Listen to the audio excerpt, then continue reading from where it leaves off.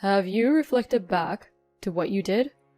What the heck is he even talking about? You're having a difficult time without me, right? Nope, not at all. Without me, you're kind of homeless, right? It's hard to make a living for the day, right? He keeps on asking right, but he just needs to shut up. My name is Alana. I am 34 years old. I live with my husband, Jordan, and we both work at a company. I am physically incapable of having kids, and I had told my husband about this when he asked me out first. I was prepared for him to back out on his decision of asking me out once I told him I couldn't have kids. But we were both over 30 years old, and we were at the right age to even consider marriage. I decided that it was something I absolutely had to tell him before I hurt his feelings, though, so I told him about it.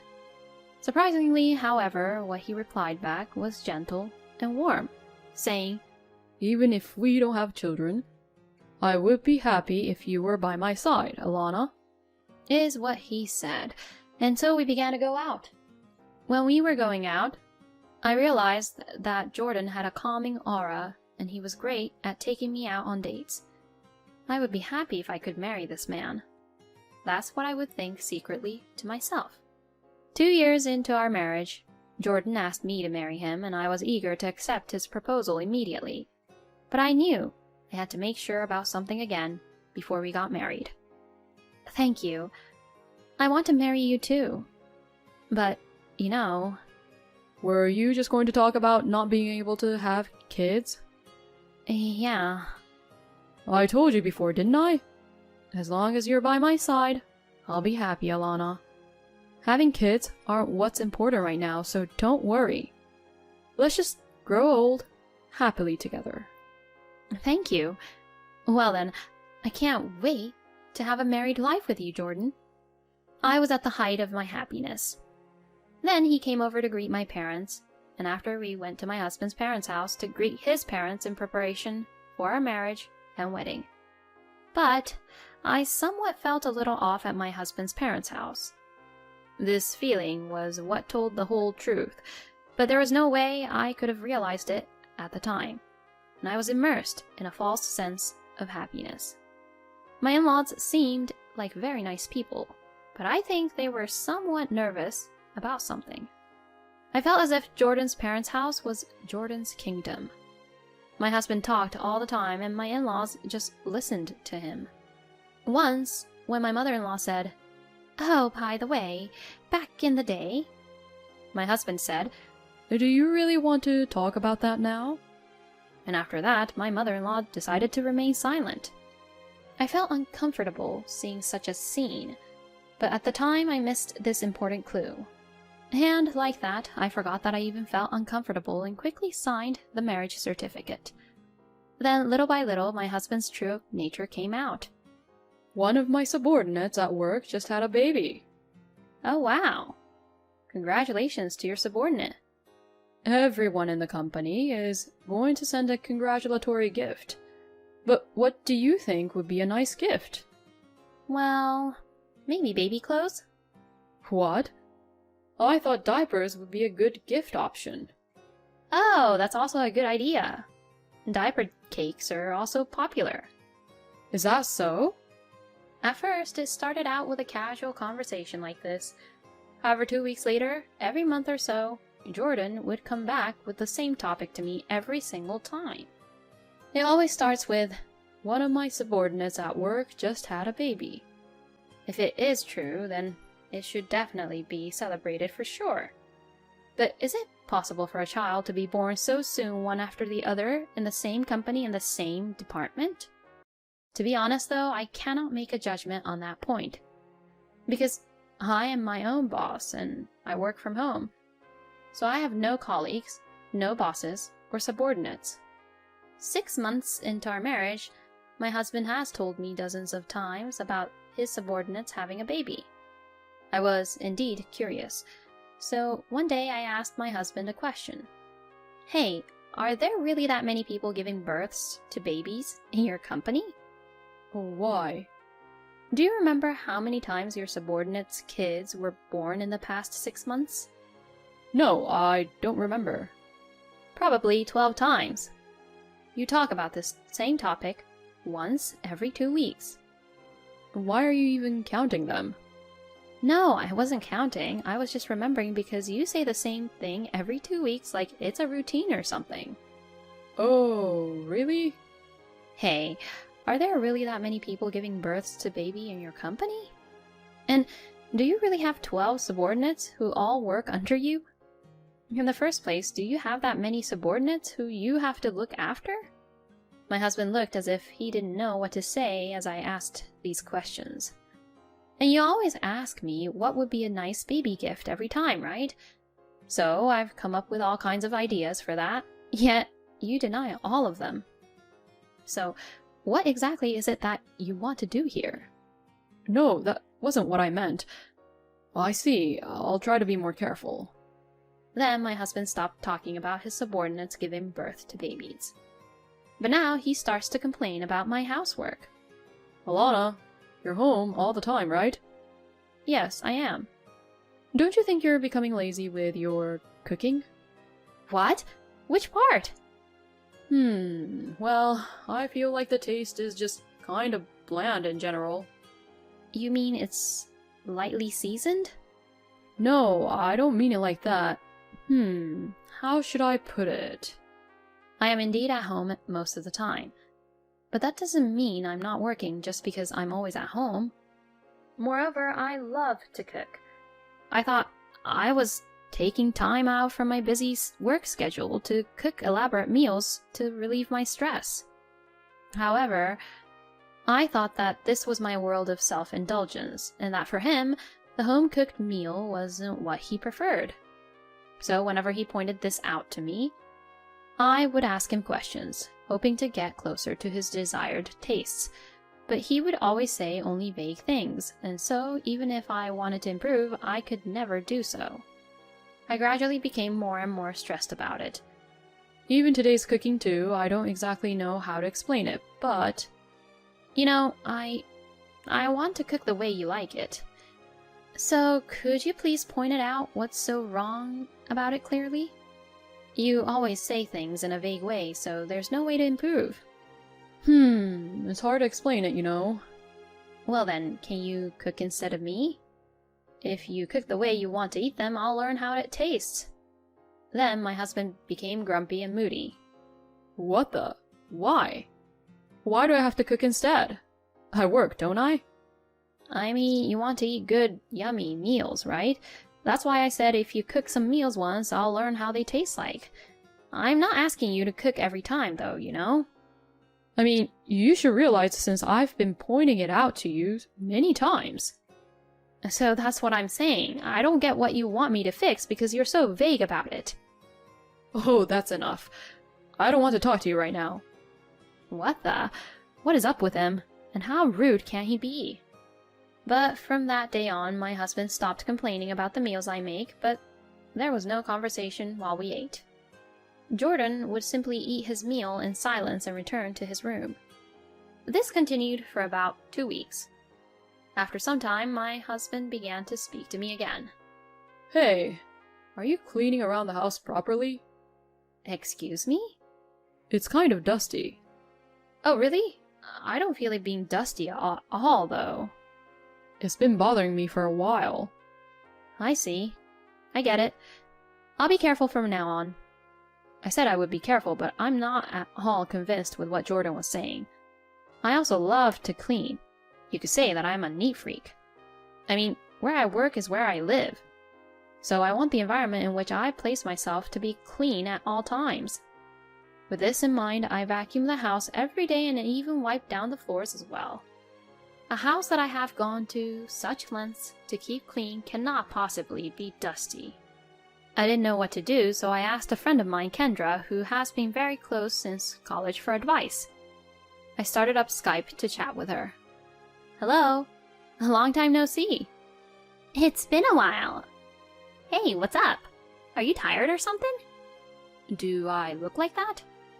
Yeah, you have bags under your eyes. What? Are you busy at work or something? No, work is going well. Oh. So, is your husband causing you some troubles or something? Yeah, I guess something like that. So I told my friend everything that had been going on with my husband. Then my friend gave a straightforward reply. He's morally harassing you, isn't he? Your husband's trying to make you feel guilty and morally harass you.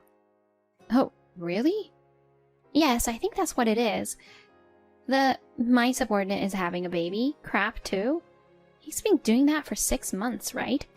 I mean, how can a baby be born in such a short period of time? The company he works for isn't that big to begin with, right? So I don't think he has that many subordinates. I think it's really terrible of him to go around saying my subordinate is having a baby knowing that you can't have a baby. I think that he's completely lying. He's having fun hunting you down and making you guilty like that. I see. And the way he was commenting about your meals is just so typical. I mean, he can't even point out the right thing to begin with, can he? Because what you cook is so delicious. Seriously, it's like something that's served in restaurants. So I can't believe he's even complaining about it. He just wanted to embarrass you and make himself feel superior, didn't he? Yeah, you're right. And then you pointed him out to ask what he wants you to exactly fix. But he couldn't say anything in the end, so now he's trying to mess you up even more by saying how you clean the house is dirty, right? He must be crazy. Your place is super clean. I mean, whenever I go over, I feel like I have to change my socks whenever I go into your rooms. How could he even say that it's dusty? And after hearing Kendra saying all these, this reminded me of something. I remember I met my in-laws for the first time when I greeted them before our wedding, and both of them were kind of nervous. Yeah, I knew it. Maybe he's even violent towards his own parents. I think it's better to do something about it as soon as possible, Alana. Yeah, you're right. I felt like all my doubts have been answered by talking to my friend. Ever since we got married, I have been uncomfortable with my husband's words and actions. When my husband came home today, he would start with a rude comment such as, "It smells like mold around here." Hey, do you know what moral harassment is? My husband reacted sensitively to these words. Huh? Are you trying to say that I am morally harassing you? He stared at me with a terrible expression on his face. So, I guess, with that kind of reaction, you know what it means, huh? Then my husband knocked all the food on the table to the floor. You've got to be kidding me, you know. Since I was being too nice to you, you take advantage of me like this, huh? What? I don't remember you being nice to me since we got married. Huh? What do you mean by that? I mean it as it is.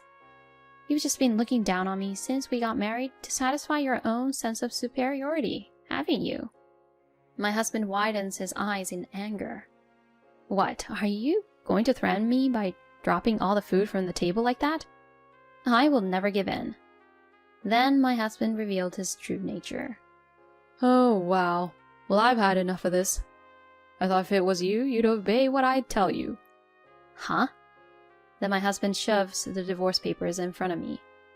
You don't want me to divorce you, do you? You're always at home, saying you're doing work, but it's the same thing as what an unemployed person would do. Well, he's not fully wrong. I am always at home. You should reflect back to your own actions. I'll follow these papers, so just sign them. And I'll remarry you if you do the right thing. At least I'm not going to get punched in the face from him for the time being. I filled out the divorce papers as I was told, and I saw that Jordan had already signed his parts. Well then, why don't you get out of my house? I am the owner of this house, you know. My husband was looking down at me the whole time, but I solemnly obeyed him and left the house, taking only the computer I needed for work and my personal belongings that fit in my suitcase. Then, a few days later, Jordan texted me saying that he had filed the papers. I didn't really feel it, but finally I was free from my scumbag ex-husband. In the end, I wasn't quite sure what my ex-husband wanted from me until the very end. My ex-husband who just only morally harassed me. Simply put, he was just a rude, terrible man who wasn't fit to be my husband. I don't even know how he can go on and on with all the insults and complaints he had for me. At any rate, finally, I'm free from that man. From now on, I will enjoy my life. 2 years after my divorce, my ex-husband had become a distant memory and my life was going pretty well. However, when I received a call from my ex-husband for the first time in 2 years, all these painful memories of the past came back to me. What did he want with me after all this time? From the very beginning, he was very overbearing. Have you reflected back to what you did? What the heck is he even talking about? You're having a difficult time without me, right? Nope, not at all. Without me, you're kind of homeless, right? It's hard to make a living for the day, right? He keeps on asking right, but he just needs to shut up. No, I'm comfortable the way it is now. Because you, who had harassed me, is completely out of my sight. Oh, don't act so tough. I said I'd forgive you, so just shut up and obey me. No, you don't have to forgive me at all, okay? I've already built a new house and I'm living a full life. Huh? Where did you get that kind of money? What? Did you take some of the money from me? I couldn't help but just laugh at this statement. Wow! Your jokes are getting better. Of course not, why would I? Besides, you only paid the rent. And the rest was all paid by me, remember? And I wasn't depending on you financially. I mean, well, I couldn't. And so this house was built with my own money. Well then, it must be small and tiny, isn't it? You really don't need to act so tough, you know? I took a photo of only the amount of the contract for the house and sent it to my ex-husband. What? $3 million? Where the hell did you hide this kind of money? There's no way you, who's unemployed, have this kind of money. So I've been telling you that I work from home. You're the only one who treated me like I was unemployed, or I had no job. Well, you know, I go out more often now. I'm busy with various things now that I formed a company. Our annual sales have reached $1 million. My ex-husband was silent for a while, but then he said something outrageous. I see. Then you should be thanking me. The reason you were able to make it that far was because I kicked you out of the house, wasn't it? Wow, how annoying could he get? You know what? Do you know why I don't hang up the phone on you? Of course I know. Because you haven't heard from me in 2 years, 1 month, and 4 days, right? Wow, that's amazing. Can't believe you get the numbers right and that you're even counting. Well, I'm not hanging up on you because I have something to say. My ex-husband seems to be having fun on the other end of the phone. Well, I know what you want to say, but okay, I'll hear you out. Oh, trust me, you definitely don't know what I'm going to say. Can you please stop stalking me? Huh? You've been pestering me for the past 2 years, haven't you? And you've been asking me to contact you. What are you talking about? You've been calling all my friends, haven't you? You know, it's really disgusting knowing that you're stalking me. I really don't care about you. I really don't ever want to start over with you. No way, absolutely not. I know this, you know. I know that you were recently laid off from your job. What? Who told you that? I heard from an ex-colleague of yours whom you morally harassed and was sent to the hospital. He was good at his job, but your company lost a very talented employee indeed. Anyways, he works for us now, and you were finally fired for morally harassing him. Is that why you contacted me? To ask me to support you financially? No, I thought you'd be waiting for me. There's no way I'd be waiting for you. You're nothing but a painful memory for me. Don't ever contact me again. Don't ever contact my friends again. I will sue you if you try to contact me or my friends again. I'm going to tell you right now, I hate you. I will never ever remarry you. I hope you age all alone by yourself. I finally hung up the phone on him and took a deep breath. Yes, I feel better. He will eventually become one of my painful memories, which would fade away in the end. What in the world did Jordan even want to do here? His actions didn't make any sense at all. Probably wanted to put his wife under his control, but she was too good for him. The difference in wisdom is just so obvious. Jordan should have definitely been more considerate to his wife. Thank you for watching to the end. Please subscribe to our channel. See you in the next video.